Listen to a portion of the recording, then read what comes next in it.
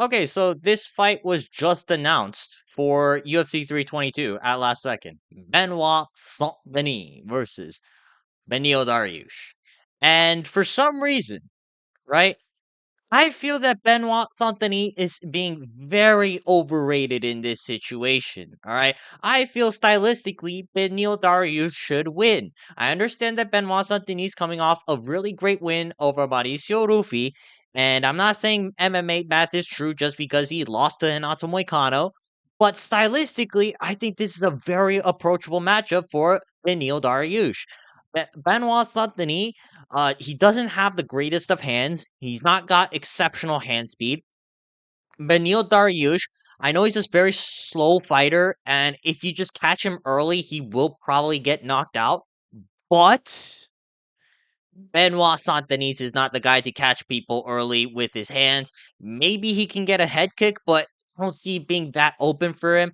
Beneil Dariush does have like a tighter defense than you would think. And the longer this fight goes, Beneil Dariush will be more likely to be in control of the fight. He's got a great gas tank. I don't see Benoit Saint Denis just being able to bully Beneil Dariush past the first round. The only way I could see this being a win is if Benoit Saint-Denis catches him with a head kick, right? I understand he caught Matt Frivola with a head kick, but when's the last time Benoit Saint-Denis really caught someone with a head kick, right? Benoit Saint-Denis, he's not as fast as people think. He's incredibly slow, and I think that plays a big favor into Beneil Dariush's game, all right? I'm going to say that Beneil Dariush wins this fight via fraud check 29-28, 30-27, right?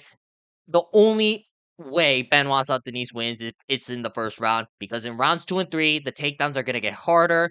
The strikes are going to be slower from BSD because BSD will gas out first before Benny. And Benny is very good at counter control grappling. All right. Benil Dariush out grappled Renato Moicano via control. And I don't see Benoit Saint-Denis being able to necessarily being able to escape that. So I'm gonna go with Beneil Dariush to win this fight. I am hesitant though because Beneil Dariush he has not looked the best in his career recently outside of the Moicano win, but using the stylistic factors, I'm gonna say that Beneil Dariush wins this fight. All right, now moving on, we got this random ass matchup between Maitabek Orobai and Jack Hermanson. Now I understand that there were reports about Jack Hermanson moving down to welterweight. I don't even think he can cut down to welterweight. He's like 6'4" and he's built like Slenderman already. Yeah, I don't think this is a good move for him. I'm gonna say that Maitabek Orobai wins this fight just because of what first off the lighter man skill, and second off, Jack Hermanson, like I don't think he can make welterweight that safely. All right, Mike Orobai is a pretty solid grappler in the lightweight division, but he's missed weight a couple of times, which is why he's now being forced to move up to welterweight. I don't believe that Jack Hermanson will be able to win this fight at welterweight. All right, Jack Hermanson again never cut down to welterweight before in the UFC. His entire UFC career was based in middleweight, or at least the majority part of it. I'm not entirely sure, but I remember Jack Hermanson being in the middleweight division for quite a while now, and I don't see the welterweight cut going all that well for him.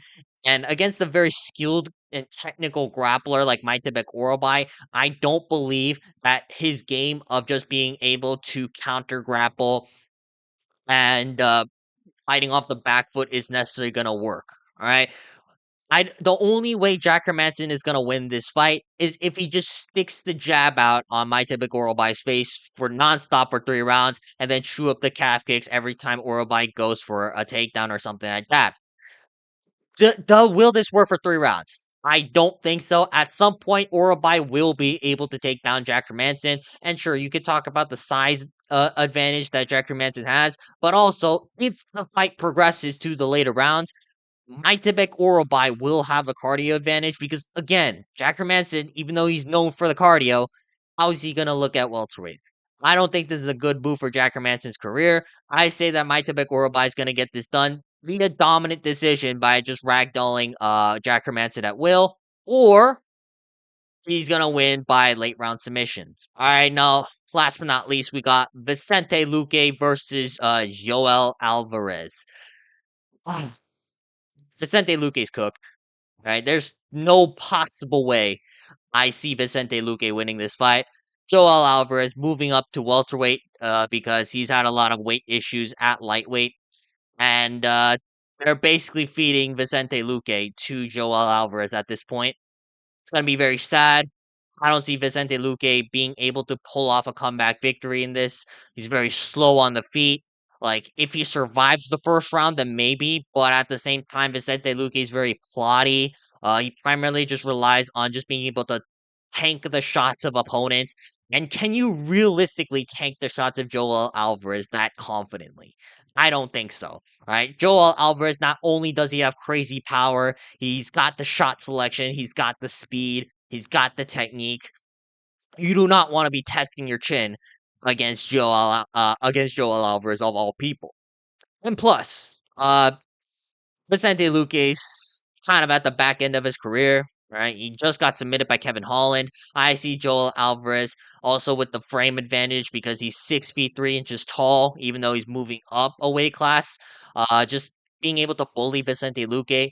The only way I can see Vicente Luque winning this fight is if Joel Alvarez doesn't put him away in the first 2 rounds. And then in the third round, Vicente Luque tries to mount a comeback. But I don't see it. All right. Vicente Luque's durability is also in question. All right. Kevin Holland was able to drop him, and he's been more prone to getting dropped in general ever since he's lost to Jeff Neal. So yeah, this is gonna be unfortunately Vicente Luque's swan song. Uh I, I hope Vicente Luque just comes out of this like okay. All right. But yeah, Joel Alvarez, I think is gonna dust up Vicente Luque, and it's gonna be very sad at UFC Rio.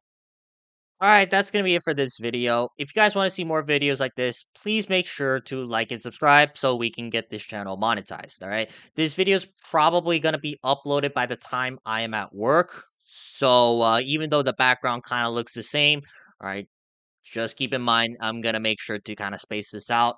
But yeah, otherwise, leave a comment down below what you guys think about these matchups. And other than that, uh, I will see you guys later. Peace.